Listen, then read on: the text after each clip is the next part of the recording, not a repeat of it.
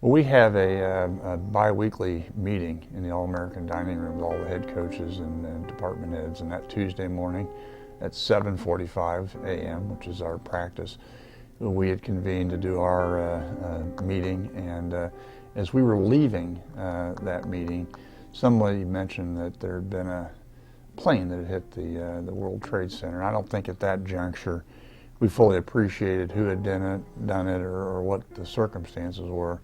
The thing that was clear is it wasn't an accident, which was really disarming. And we thought about the passengers and the pilots. We thought about the innocent people who were working in the World Trade Center.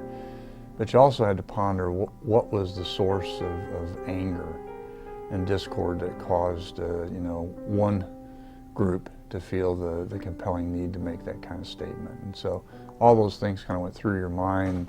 You're searching for information, bits and pieces come in. It was a very, very unsettling day. After a couple of hours, you began to say, all right, what do we do? And we got some input from the governor's office. We got some input from actually the President of the United States out into the various states. I'd had some discussions with President Jischke at the time, and then had a discussion with my counterpart at Notre Dame. And it was pretty clear that while we wanted to get, at some point in time, the country back on a normal pattern, there was also respect for what had occurred. And so that led us to say, you know what, we ought to pull back on the Notre Dame game. That led us to move the game into December. And I think it was the right decision. We're still continuing to feel the changes. I think some of my subsequent reflections, how smart were our founding fathers to recognize that while we are a God-fearing nation, that there should be a separation of church and state. And that we are now seeing in living proof, if you meld those two concepts together, they can have some volatile impacts. Doesn't mean that if you're separating church and state, you don't have Christian or values or Jewish values or Muslim values. Doesn't mean that. But it means that you can't allow those to become the tipping point in terms of the civility and the statesmanship that needs to occur. So, boy, they were way ahead of their time. Second thing is you recognize the significance of education.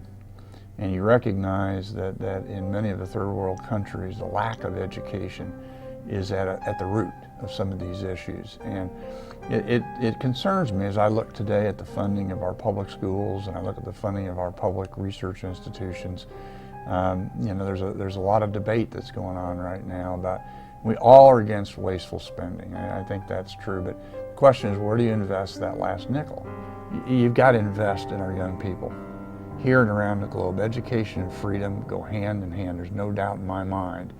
And values. And I think value-based education, regardless of your religious persuasion, there's commonality in every religion. And let's stop arguing about the book, which book we're reading, and realize that inside the book there's a lot of commonality, and it really comes down to fundamental values. I think we need to respect different cultures and recognize it's not our way or the highway. And that if you want to get a voice, listen to lots of voices to come up with the right tone.